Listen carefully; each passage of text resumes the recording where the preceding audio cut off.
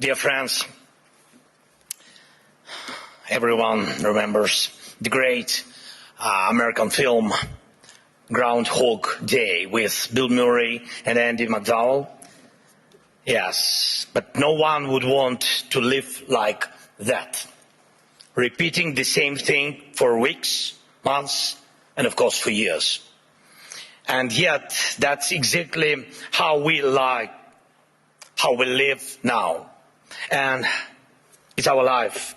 And every forum like this one proves it. Just last year, here in Davos, I ended my speech with the words, Europe needs to know how to defend itself. A year has passed and nothing has changed. We are still in a situation where I must say the same words, but why? The answer is not just about the threats that exist or may appear. Each year brings something new for Europe and for the world. Everyone turned attention to Greenland. And it's clear most leaders simply are not sure what to do about it. And it seems like everyone is just waiting for America to cool down on this topic, hoping it will pass away. But what if it will not? What then? There was so much talk about the protests in Iran, but they drowned in blood. The world has not helped enough the Iranian people, and it's true. It has stood aside. In Europe, there was Christmas and New Year celebrations, the seasonal holidays. By the time politicians came back to work and started forming a position, the Ayatollah has already killed thousands. And what will Iran become after this bloodshed? If the regime survives, it sends a clear signal to every bully, kill enough people and you stay in power. Who in Europe needs that message to become a reality?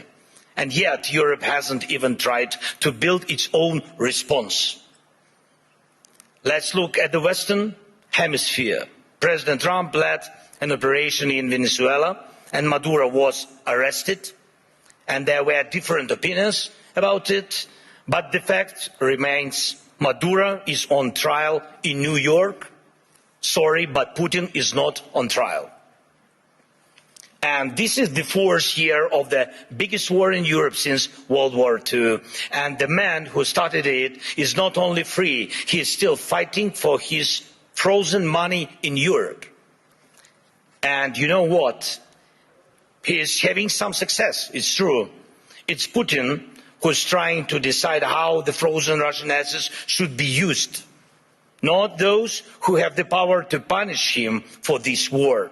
Thankfully, the EU decided to freeze Russian assets indefinitely, and I'm grateful for that. Thanks Ursula, thanks Antonio, and all the leaders who helped. But when the time came to use those assets to defend against Russian aggression, the decision was blocked.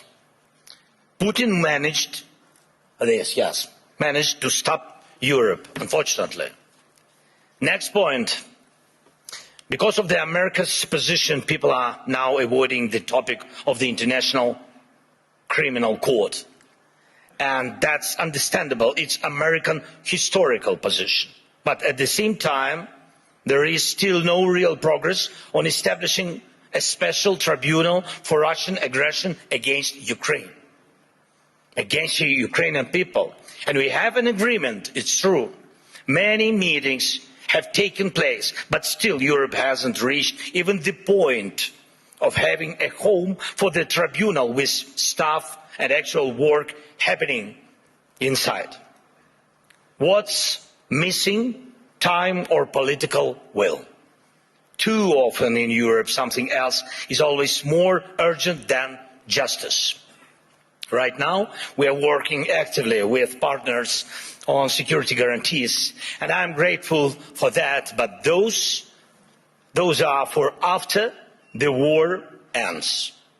Once the ceasefire begins, there will be contingents and joint patrols and partner flags on Ukrainian soil. And that is a very good step and the right signal that UK and France are ready to actually commit their forces on the ground, and there is already a first agreement on that. Thank you, Keir, thanks Emmanuel, and all the leaders in our coalition. And we are doing everything to make sure that our coalition of the willing truly becomes a coalition of action. And again, everyone is very positive, but, always but the backstop of President Trump is needed. And again, no security guarantees work without the US. But what about the ceasefire itself? Who can help make it happen? Europe loves to discuss the future, but avoids taking action today, action that defines what kind of future we will have. That is the problem. Why can President Trump stop tankers from the Shadow Fleet and seize oil, but Europe doesn't? Russian oil is being transported right along European shores. That oil funds the war against Ukraine. That oil helps destabilize Europe. So Russian oil must be stopped and confiscated and sold for Europe's benefit. Why not? If Putin has no money, there is no war for Europe. If Europe has money, then it can protect its people. Right now, those tankers are making money for Putin, and that means Russia continues to push its sick agenda. Next point. I've said it before and I'll repeat it again. Europe needs united armed forces, forces that can truly defend Europe. Today, Europe relies only on the belief that if danger comes, NATO will act. But no one has really seen the alliance in action. If Putin decides to take Lithuania or strike Poland, who will respond? Who will respond? Right now, NATO exists thanks to belief that the United States will act, that it will not stand aside and will help. But what if it doesn't? Believe me, this question is everywhere in the minds of every European leader, and some try to get closer to President Trump, it's true. Some wait hoping the problem will disappear. Some have started acting, investing in weapons production and etc., building partnerships, getting public support for higher defense spending. But let's remember, until America pressured Europe to spend more on defense, most countries were not even trying to reach 5% of GDP, the minimum needed to ensure security. Europe needs to know how to defend itself. And if you send 30 or 40 soldiers to Greenland, what is that for? What message does it send? What's the message to Putin, to China? And even more importantly, what message does it send to Denmark? The most important, your close ally. You either declare that European bases will protect the region from Russia and China and establish those bases, or you risk not being taken seriously because 30 or 40 soldiers will not protect anything. And we know what to do. If Russian warships are sailing freely around Greenland, Ukraine can help. We have the expertise and weapons to ensure not one of those ships remains. They can sink near Greenland just as they do near Crimea. No problem, we have the tools and we have people for us the sea is not the first line of defense, so we can take actions and we know how to fight there if we were asked and if Ukraine were in NATO. But we are not. We would solve this problem with the Russian ships. As for Iran, everyone is waiting to see what America will do. And the world offers nothing, Europe offers nothing, and does not want to enter this issue as the supporter of the Iranian people and the democracy they need. But when you refuse to help the people fighting for freedom, the consequences return, and they are always negative. Belarus in 2020 is the example. No one helped their people, and now Russian Oreshnik missiles are deployed in Belarus within range of most European capitals.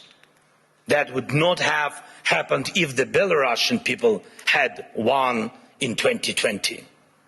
And we have told our European partners multiple times, act now against those missiles in Belarus. Missiles are never just decoration, but Europe still remains in Greenland mode. Maybe someday someone will do something. The issue of Russian oil is the same. It's good that many sanctions exist. Russian oil is getting cheaper, but the flow has not stopped. And Russian companies that fund Putin's war machine are still working. And that will not change without more sanctions. And we are grateful for all the pressure put on the aggressor. But let's be honest. Europe must do more so its sanctions block enemies as effectively as American sanctions. Why is that important? Because if Europe is not seen as a global force, if its actions don't scare bad actors, then Europe will always be reacting, catching up with new dangers and attacks.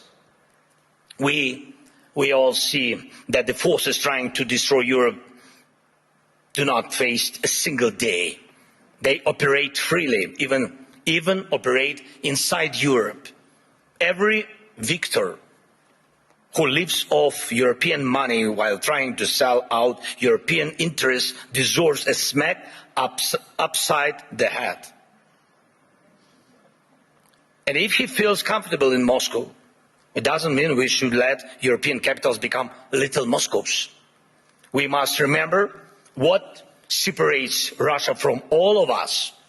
The most fundamental line of conflict between Russia and Ukraine and all of Europe is this: Russia fights to devalue people, to make sure that when dictators want to destroy someone, they can. But they must lose power, not gain it. For example, Russia's missiles are produced only because there are ways to bypass sanctions. It's true. Everyone sees how Russia tries to freeze Ukrainians. Now, our people, Ukrainians to death at minus 20 degrees Celsius. But Russia couldn't build any ballistic or cruise missiles without critical components from other countries, and it's not just China. Too often people hide behind the excuse that China helps Russia. Yes, it does. But not only China. Russia gets components from companies in Europe, the United States, and Taiwan. Right now, many are investing in stability around Taiwan to avoid war. But can Taiwanese companies stop contributing electronics to Russia's war? Europe says almost nothing. America says nothing. And Putin makes missiles. And I thank every country, of course, and every company that helps Ukraine repair its energy system. This is crucial. Thank you to all who support the Pearl program, helping us buy Patriot missiles. But wouldn't it be cheaper and easier to just cut Russia off from the components it needs for missiles production, or even destroy the factories making them. Last year, most of the time was spent talking about long-range weapons for Ukraine. And everybody said that the solution was within range. Now, no one is even talking about it. But Russian missiles and Shaheeds are still here. And we still have the coordinates of the factories where they are made. Today, they target Ukraine. Tomorrow, it could be any NATO country. And here in Europe, we are advised not to mention tomahawks. Not to mention tomahawks to the Americans, not to spoil the mood. And we are told not to bring up Taurus missiles. When the subject is Turkey, diplomats say don't offend Greece. When it's Greece, they say be careful with Turkey. In Europe, there are endless internal arguments and things left unsaid that stop Europe from uniting and speaking honestly enough to find real solutions. And too often, Europeans turn against each other, leaders, parties, movements and communities, instead of standing together to stop Russia, which brings the same destruction to everyone. Instead of becoming a truly global power, Europe remains a beautiful but fragmented kaleidoscope of small and middle powers. Instead of taking the lead in defending freedom worldwide, especially when America's focus shifts elsewhere, Europe looks lost, trying to convince the US president to change. But he will not change. President Trump loves who he is, and he says he loves Europe, but he will not listen to this kind of Europe. One of the biggest problems in today's Europe, though it's not often talked about, is the mindset. Some European leaders are from Europe, but not always for Europe. And Europe still feels more like a geography, history, a tradition, not a real political force, not a great power. Some Europeans are really strong, it's true. But many say we must stand strong, and they always want someone else to tell them how long they need to stand strong. Preferably until the next election. But that's not how great power works, to my mind. Leaders say we must defend European interests, but they hope someone else will do it for them. And speaking of values, they often mean valueless. They are all like, we need something to replace the old world order with. But where is the line of leaders who are ready to act? Act now, on land, in the air, at the sea, to build a new global order. You can't build the new world order out of words. Only actions create real order. Today, America has launched the Board of Peace. Ukraine was invited, so was Russia, Belarus, though the war hasn't stopped. And there is not even a ceasefire. And you have seen who joined. Everyone had their reasons. But here is the thing. Europe hasn't even formed a united position on the American idea. Maybe tonight, when the European Council meets, they will decide something.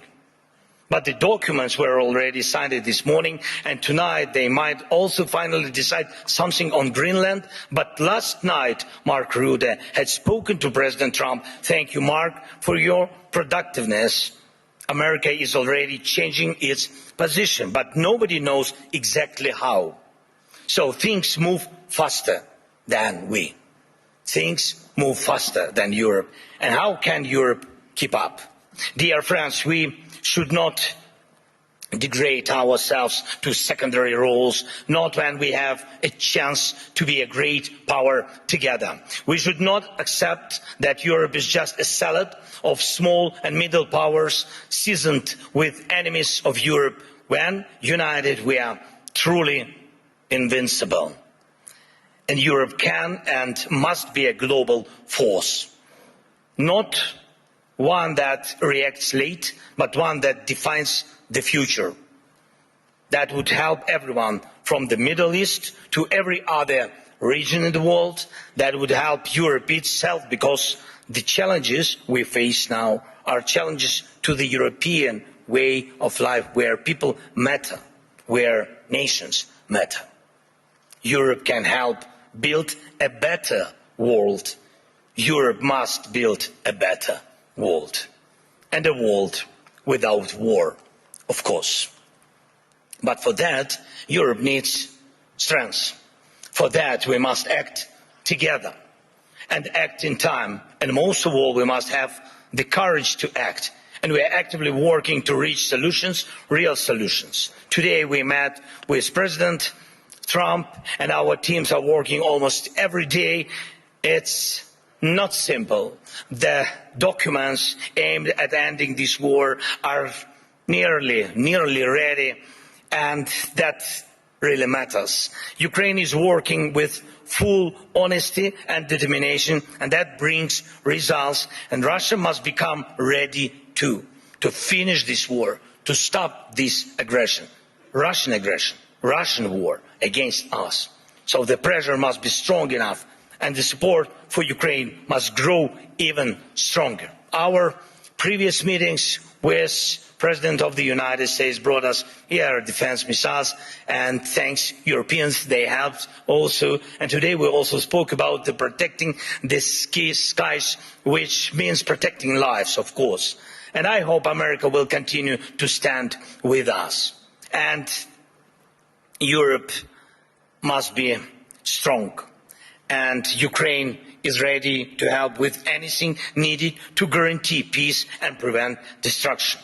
We are ready to help others become stronger than they are now. We are ready to be part of a Europe that truly matters, a Europe of real power, great power. Today we need that power to protect our own independence, but you need Ukraine's independence too, because tomorrow you may have to defend your way of life. And when Ukraine is with you, no one will wipe their feet on you, and you will always have a way to act, and act in time. This is very important. Act in time. Dear friends, today is one of the last days of Davos, though definitely not the last Davos, of course. And everyone agrees on that. Many people believe that somehow things will work out on their own. But we cannot rely on somehow. For real security, faith is not enough. Faith in a partner, in a lucky turn of events. No intellectual discussions are capable of stopping wars. We need action. World order comes from action, and we just need the courage to act. Without action now, there is no tomorrow. Let's end this Groundhog Day. And yes, it's possible. Thank you. Slava Ukraini!